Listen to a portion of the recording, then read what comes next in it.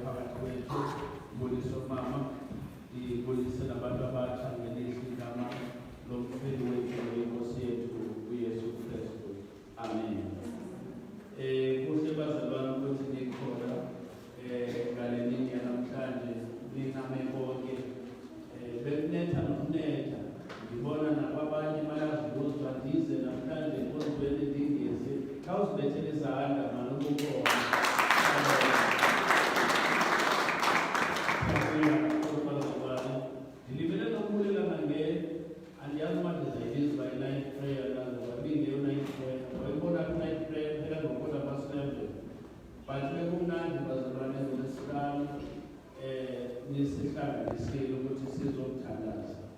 Yazi kumele ngithande kakhulu ngale night prayer ngoba sometimes i-night prayer ziba khona kugcwale i-artist umculo ingenziwa le nto bekuye izokwenziwa. But bekumnandi ke bazalwane sisonke Friday just pray. So thank you kakhulu. Namazalwane ke bonke abaqalayo bebesimamkela siyabulela kakhulu kubazalwane. Amen. Sizawungena namhlanje kule ncwadi yamaHebhere chapter 13. Namhlanje sizawujonga kakhulu uverse 10 uyotsho uverse 21. Ndicela ukuyifunda ke bathandekayo Hebrews maHebhere Hebrews chapter 10 chapter 13 uverse 10 uyotsho uverse 21.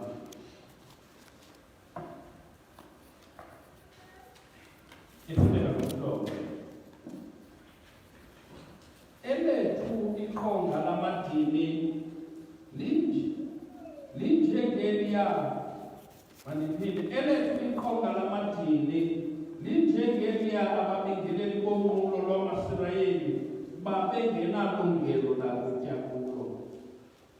Njengoba nisazi umbingeleli omkhulu ubengena negazi lenkomo nelebhokhwe kweyona ingcwele ingalo, aze angcengezele izono ngelo gazi.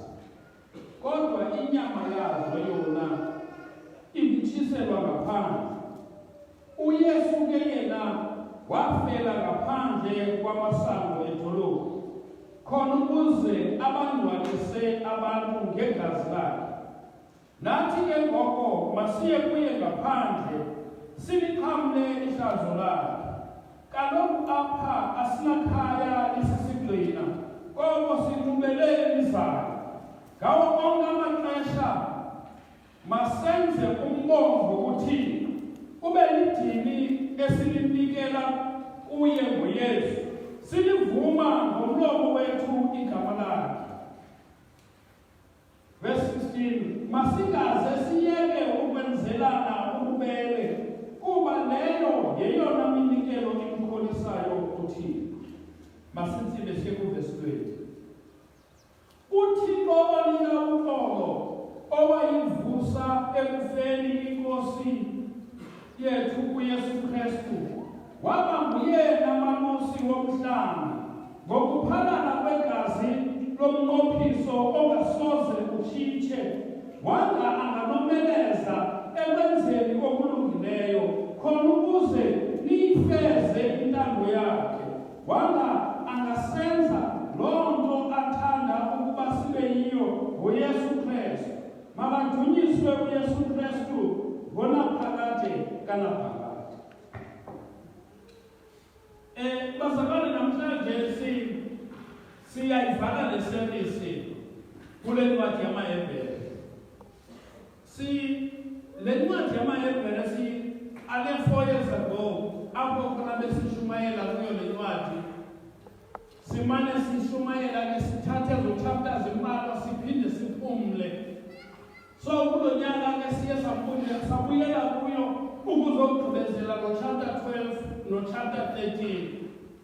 Into ebalulekileyo ile yokubana through le ncwadi yamaHebhere sive uThixo ethetha kunye nathi, sive ukuba uThixo utheni kunye nathi. Ukusukela ke bazalwane ku-August okwabo besiphethe sisiva uThixo ethetha nathi ngalo chapter 12 no 13. Ndiyaqala ukubuza abazalwane ukuba njengokuba besiphethe izwi lenkosi sisiva uThixo ethetha kunye nathi, I wonder eyona nto ophume nayo apha yeyiphi? Mhlawumbi ongathi ukuthi ezibana besisiva uThixo ethetha kunye nathi, wena ayibona yeyiphi into ophume nayo kuyo le ncwadi.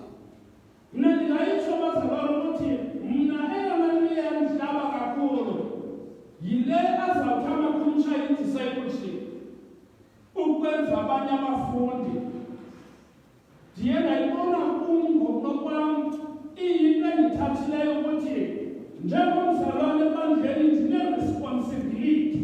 I-responsibility ayokakufundisi yedwa, but i-responsibility of making disciples yi-responsibility yomzalwane wonke ebandleni likathini. As baye batshilo ukuthi sonke sizi-leaders at the end of the day. Ukuba awunamntu umkhokhelayo njengomzalwane, hambe uyomfuna. Hallelujah.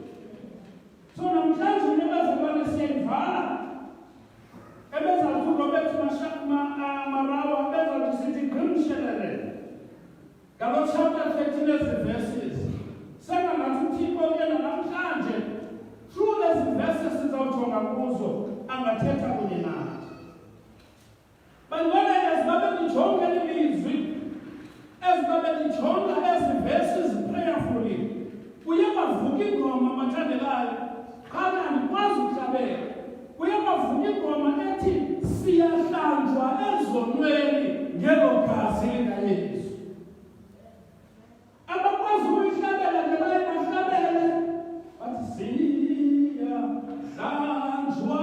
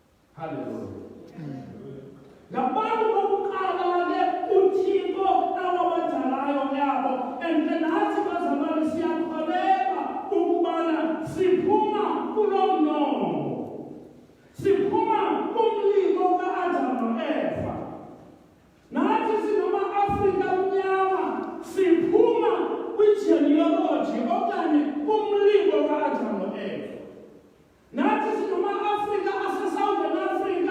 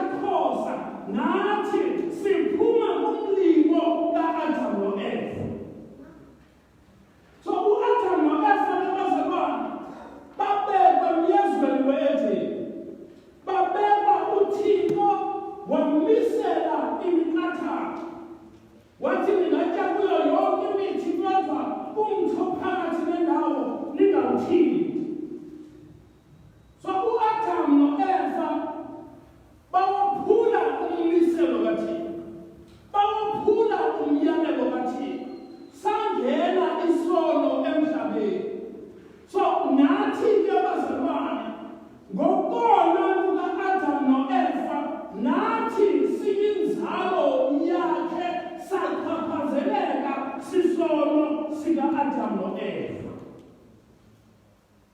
Wagwetha umuntu ngenxa yokungena esonweni.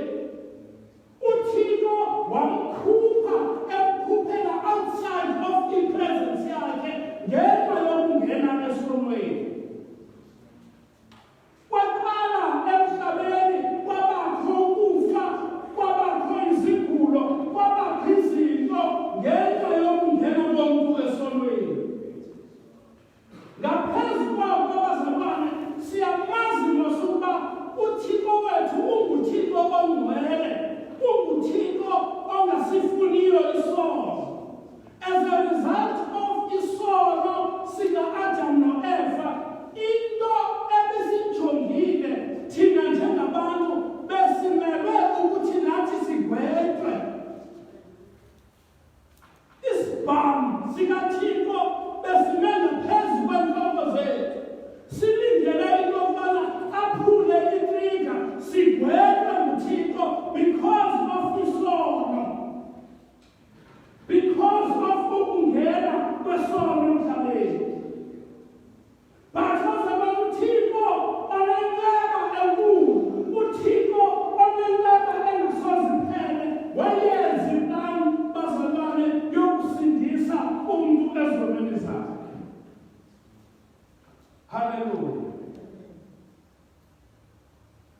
So masingene ke bazalwane kule ncwadi yanamhlanje. But before singene bazivese bazalwane, so isono ibiyingxaki. Isono was a big problem because isono siso ebesahlukanisa umuntu noThixo. Kwakumele ukuthi kwenziwe plan to deal with this problem yesono. Kudiliswane nenkani yesono ngokuThixo ungcwele and uThixo akavali nesono.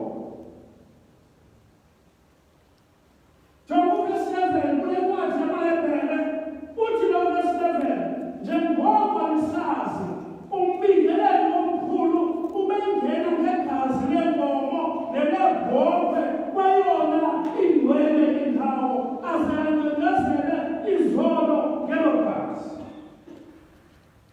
Ngamanye amazwi bazalwane, kwiTestamente endala ukuzama ukudilishana nale problem yesono. Isono kwakumele ukuthi umbingeleli omkhulu. Kwakumele ukuthi umbingeleli omkhulu bazalwane aze athathe imvu aye nayo ngalokho igama lenkosi. Kwakumele ukuthi kuthathwe imvu okanye bandithi banwele. Umuntu kwakumele ukuthi athathe isilwanyana aye naso kumbingeleli omkhulu. Xa efika phambi kombingeleli omkhulu, kwakumele ukuthi umuntu abeke isandla kwesi silwanyana avume izono zakhe. Sawugqiba esi silwanyana kwakumele ukuthi siphelwe. Ukuphelwa kwaso kwakumele ke ngoko ukuthi umbingeleli omkhulu athathe igazi lesi silwanyana angene nalo kwindawo engcwele yengcwele ukuze ancindezele abantu bakaThixo ezonweni zabo. So ukuze kwi-Old Testament ubani aqolele izono, kwakumele ukuthi kwenziwe loo nto, kukhethwe isilwanyana. And bazalwane, yayingesiso nasiphi isilwanyana. Kwakumele ukuthi bawujonge isilwanyana ibe sisilwanyana esingenasiphako. Okanye ibe sisilwanyana andiyazi uba ndizoyibeka njani ngesiXhosa esivakalayo. Ube sisilwanyana esingenanto, esiklini, uye naso kumbingeleli, uvume izono zakho kuso, sihlawulwe ngiphala negazi layo, awugqiba umbingeleli aye kwingcwele yengcwele ayongcindezela izono zabantu phambi kukaThixo. Hallelujah.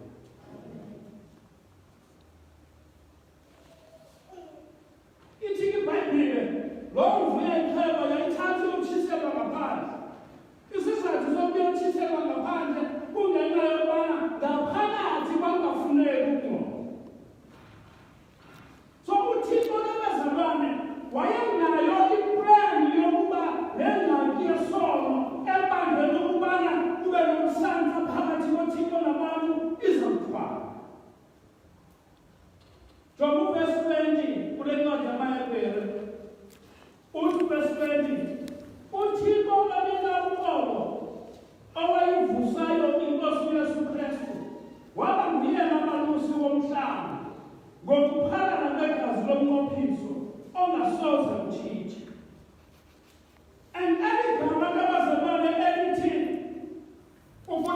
elitsha lithetha into engapheliyo. So kulo mqophiso wokuqala ukuphalala kwalamagazi ebhonke yinto ekufanele ukuthi yenziwe kho, yenziwe all the time. Hallelujah. But lo umnqophiso omtsha ukuphalala kwegazi likaYesu okwenzeka kwabanayo. Yiyo le nto kusetyenziswa igama lithi ayisoze itshintshe. But ukuphalala kwegazi likaYesu laphalala kwabanayo ukuze lihlambe izono zehlabathi. So bazalwane, uYesu wehla ezulwini enguThixo engenasono. Athi Yohane uMbhaptizi kambona athi nanso imvana kaThixo ethwala isuse izono zelizwe. So uYohane ayebona uYesu umfanisa nezazimvu ezazithatha izono zabantu. Kodwa yena uthi le imvu ithwala isuse izono zehlabathi. Bazalwane, uYesu wayeyiyo imvu engenasihawu. uYesu wayengiyo imvu engenasihawu. uYesu wayeyiyo imvu engenasono. Ngoba ukuze zisuke izono kwakudingeka imvu engenasihawu. uYesu ke bazalwane wayeyiyo loo mvu. Athi verse 12 kwencwadi athi uYesu ke naye wafela ngaphandle kwamasango edolobha khona ukuze abangcwalise abantu ngegazi lakhe. Athi verse 20 uThixo wamvusa noYesu ekufeni. Ngamanye amazwi bazalwane, le mvana kaThixo engenasihawu egama linguYesu yehla ezulwini yaba ngumntu ebantwini yafaka emnqamlezweni ifele izono zethu. Le mvu enguYesu iyakhala phansi emnqamlezweni ithi Thixo wam undishiya ngani na? Ngoba le mvu enguYesu at that moment izono zehlabathi lonke zabaleka kuyo. Ngoba bazalwane, le mvu egama linguYesu yayamkele zonke izono zehlabathi. Ndifuna siimagine laa bhokwe ebekubekwa izandla kuyo izono ziwele phaa kuyo. uYesu izono zonke zehlabathi at that moment on the cross uthabathela kuye zonke izono zehlabathi. Bazalwane, ndingathi ndinepicture kaYesu ayinemvu ethi izani kum mina lonke elisidwayo nelibulalekileyo imithwalo ndizamnika uphumla. Bazalwane, ndingathi ndinepicture yalemvu iyinvayitha wonke umntu ithi yiza nezono zakho, yiza nezono zakho. Ndirethi uzithatha, ndirethi uzifela.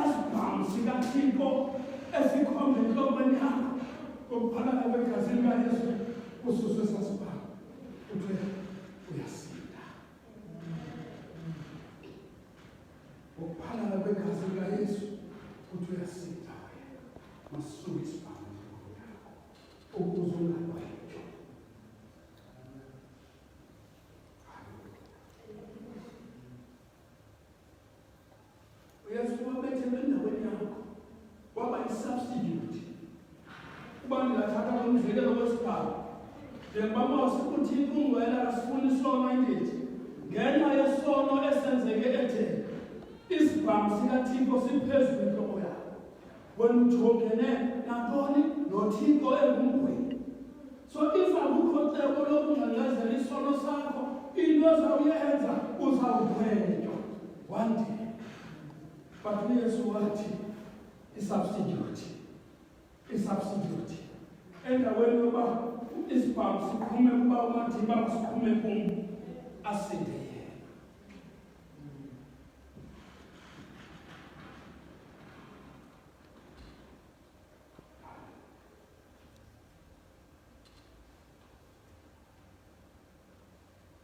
athi lo mhlabeleli athi siyahlanjwa ezulwini ngelo gazi lakho mzalwane wami nezakho izono noba zinjani zingahlanjwa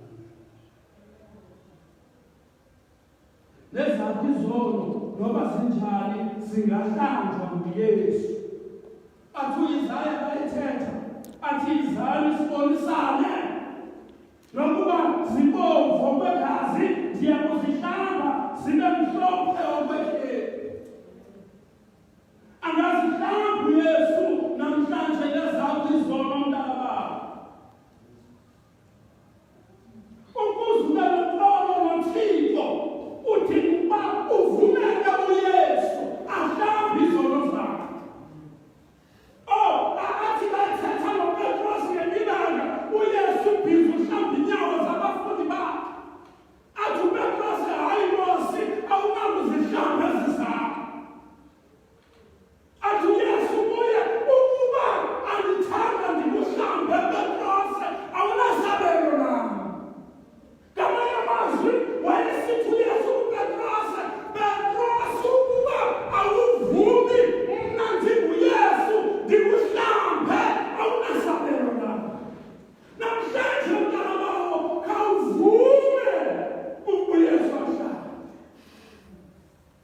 siyahlanjwa bazalwane ngegazi likaYesu siyahlanjwa izono sithi noba bezibomvu okwegazi zibe mhlophe okwekheli khawuvume uYesu namhlanje uthi nam khawumhlambe vumela uYesu umcele uYesu angene ngaphakathi enhliziyweni yakho ahlambe izono zakho linamandla igazi likaYesu bazalwane linamandla igazi likaYesu igazi likaYesu linamandla okuhlamba izono vumela uYesu namhlanje vumela uYesu akuhlambe vumela uYesu namhlanje angene enhliziyweni yakho vumela uYesu namhlanje akwenze umntwana wakhe ukuze nawe uzawubhubha ube nesiqinisekiso sokuyabonana noThixo ukuba awuhlanjwanga nguYesu awuzubonana noThixo mntakababa ukuba uYesu akangenanga enhliziyweni yakho azihlambe izono zakho awuzubonana noThixo wena uzawujongana noThixo njengomgwini vumela uYesu akuhlambe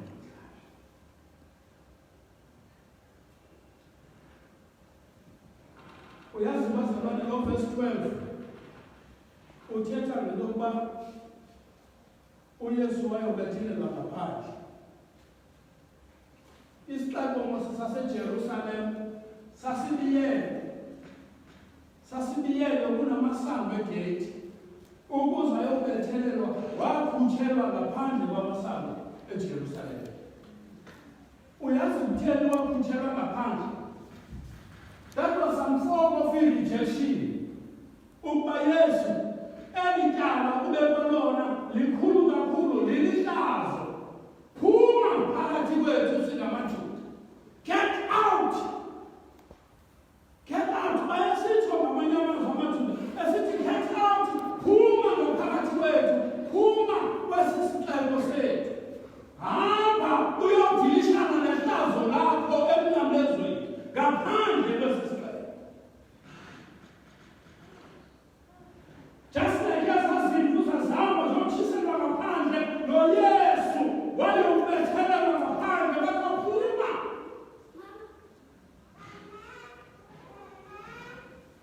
Hallelujah.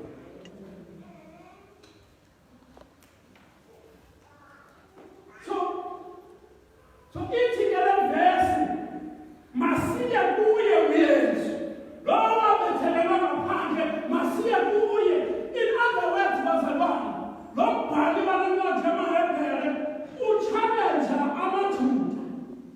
Uthi phumani niye kuYesu. Lonke nani lina benhlanga, go to Jesus. Hambani niye kuYesu. I-challenge enkulu ke bazalwane ngamaJuda. It meant ukubana if nina ningamaJuda nithi nizamlandela mna Yesu, phumani kwilithi yenu. Get out. Yayi-challenge enkulu leyo bazalwane, meaning into yokubana if nina nithi nizawuphuma nani niye kuYesu, it means into yokubana ikhona i-possibility yokubana niphuma nizofesana ne-suffering. Kaniphuma nisiya kuYesu. It means into yokubana you leave the traditions of uJuda, you leave izinto zobuJuda and follow Jesus. Nathi bazalwane, xa sihlanjiwe ngegazi likaYesu, xa sihlanjiwe ngegazi likaYesu, siyaphuma kwizinto zasemaxokweni, siyaphuma kwizinto zasemakwayini, siyaphuma silandele uYesu, asizilumi zonke bazalwane.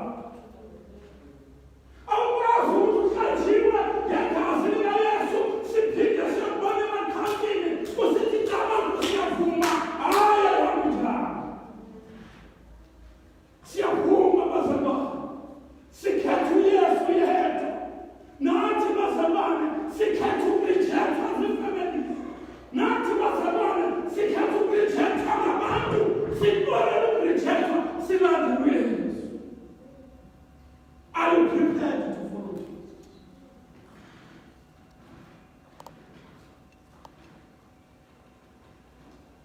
Hallelujah. So amaJuda ayokubabela ukuhlala eJerusalem. Bajonga verse 14. Emveni koba esithi siyaphuma nathi siye kuYesu. Jonga verse 14 uthi kaloku apha asinakhaya esisigxini, kodwa sinqubeleni izabo. Ngamanye amazwi uchallenge abazalwane, uthela naJerusalem, emalinlangazelela iJerusalem esezulwini. Sanimlangazelela liyalapha emhlabeni, sanimlangazelela liyalapha, langazelelani iJerusalem yaphezulu. Thina bazalwane asinakhaya lapha emhlabeni, thina bahlanjwe ngegazi likaYesu. Ikhaya lethu alikho lapha, lisemazulwini. Athoni umhlabeleli athi lo mhlaba asiwo khaya lami, ikhaya lisemazulwini. So thina abahlanjwe ngegazi, thina abavumileyo uYesu asihlambe, asinakhaya lapha. Elethu ikhaya lisemazulwini. Angihlupha le nto ungakwazi ukuhlabelela. Babe because bengizathela umlomo ikhaya lisemazulwini. Hallelujah. Unalo ikhaya. Wenza lokho ungaphuma uYesu ungamthathanga. Ungaphuma kuYesu ungafumani ukuba Yesu namkha ungenela inhliziyo nami Yesu khawundihlambe. Yesu anakhaya. Anasiqinisekiso sokuba andinophupha kulo mhlaba ndizawuya ezulwini. Come to Jesus. Ufumene uYesu ukuba mhlambe nabantwana bakho namhlanje. Ufumene uYesu ukuba akuhlambe akwenze ubona. Siyahlanjwa ezulwini ngelo gazi likaYesu.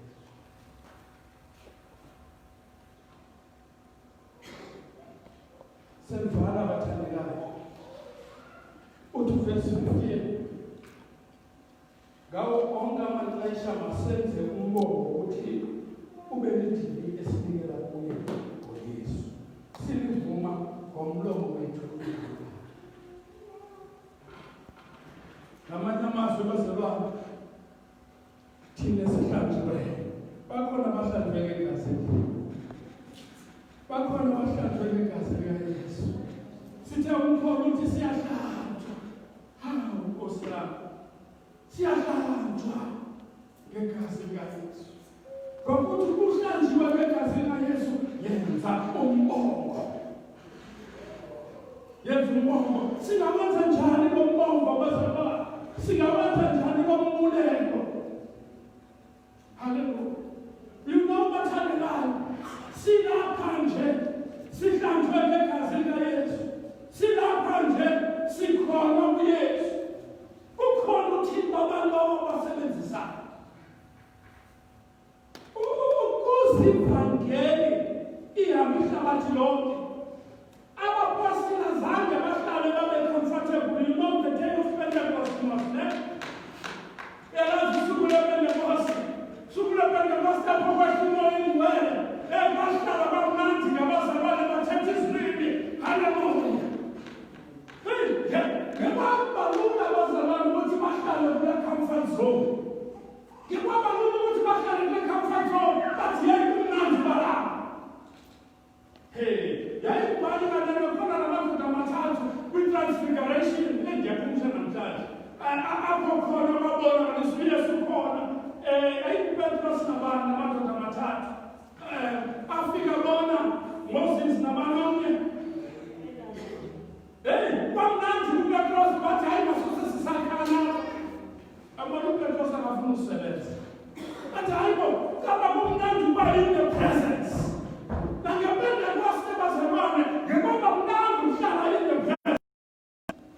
but you know what? Mission that he yayibokuthi kuzuzeke abantu bakhe basindiswe bahlanjwe ezonweni. UThixo allowed the persecution yabantu, allowed the persecution ukuthutshiswa kwabazalwane bakwenzeka, and ukuthutshiswa kwabo babakhokhela ukuthi abanye baye ngapha, abanye baye ngapha, abanye baye ngapha. Ushunyayela ivangeli, ushunyayela ngoYesu, ushunyayela ukuba abantu baguquke bahlanjwe ezonweni. Lahamba ivangeli lazalwane laze lazofika nakwicontinent yase-Afrika. Bafika St. Augustine bashumayela ivangeli. Yahamba ivangeli ihanjiswa ngabanye abantu yaze yazofikelela nase-Southern Africa. Yahamba ivangeli yaze yazofikelela nase-South Africa. Yahamba ivangeli ishunyayelwa abazalwane. Iindaba zikaYesu zaze zazofikelela lapha kuyo. Lahamba ivangeli iindaba ezingoYesu ohlamba izono zabantu zazofika nalapha esitali. UThixo wathemba abantu abazawuhamba beqelela abanye ngoYesu ukuze abantu bakaThixo bahlanjwe ezonweni. Ithi iBhayibheli thina esihlanjiweyo ake senze umbulelo. Singawenza njalo umbulelo wazalwane ukuze kusindiswe abantu kule ndawo yaseZola. UThixo uthembe wena ukuza uhamba corner to corner, house to house, telling people about Jesus who saves.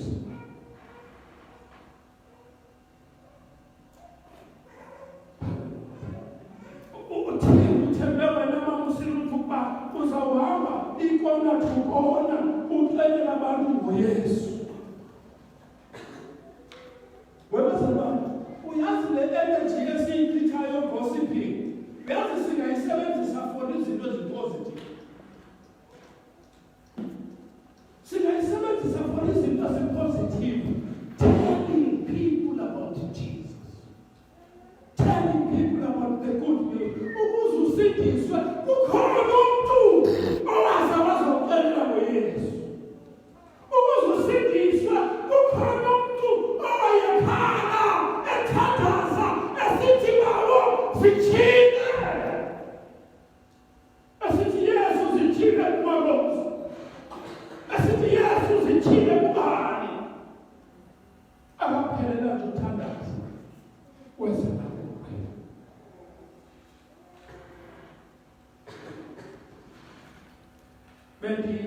umuntu okhe washera uFacebook eshera apho khona uReinhard Bonke eshumayela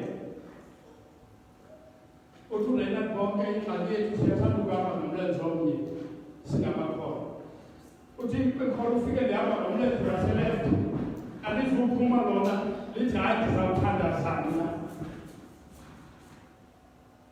uthi kube kwelinye lihamba nomlenze waserayithi lithi hayi mandizuthandaza ndizawuphuma uthi kuthike ngamakhona azawuwalka pray witness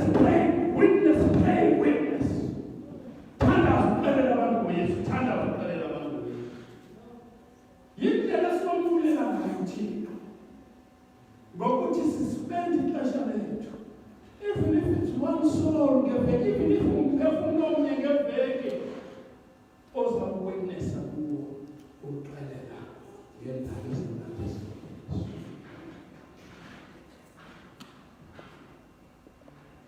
le verse ithi enye indlela esinokwenza umphumelo ngayo ithi ukwenzelana ububele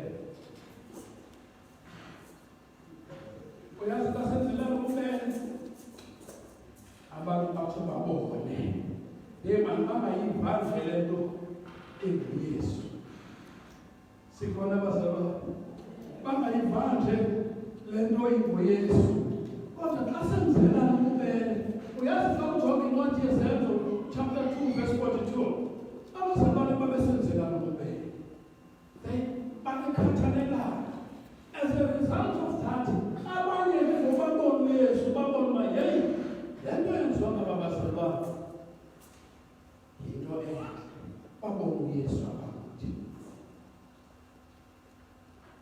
athi mhlawumbe bantu babone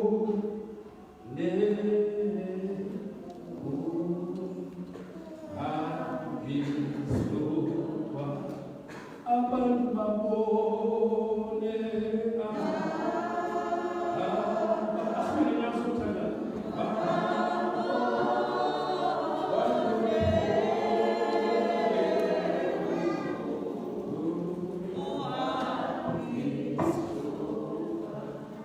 abantu babone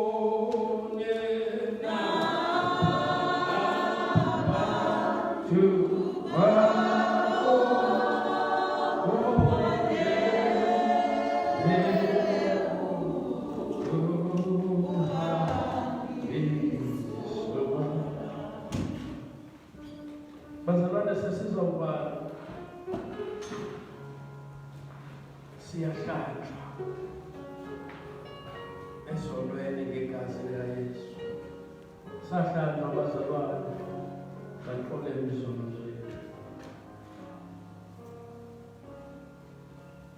namhlanje ezibasilapha abanxele oluvilini ezivile lishunyayelo ngendawo uthixo uthethe wathini nawe namhlanje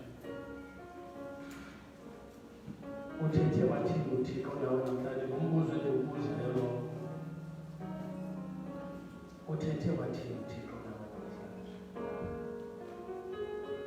as I normally do ngokubunayo impendulo yolonto ibhale phansi kodwa uthixo uthethe wathini namhlanje nansi imessage engiyivileyo namhlanje nansi nje uthixo andithinte ngayo just take the pen take the phone ubhale phansi uthixo uthethe wathini namhlanje yona xa uzenkonzweni yize enkonzweni uphumule into ethi uthixo uthe kum if uhlala uphume enkonzweni ungevangalo unengxaki emzalwane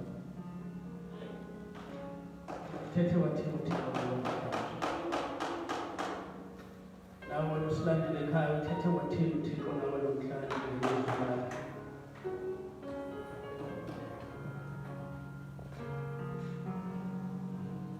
ngenxa yaleyo uthixo ayithethileyo nawe sithini isigqibo sakho namhlanje ithini commitment ngabe ikhona ne-commitment oyenzayo ngenxa yaleyo uthixo ayithethileyo nawe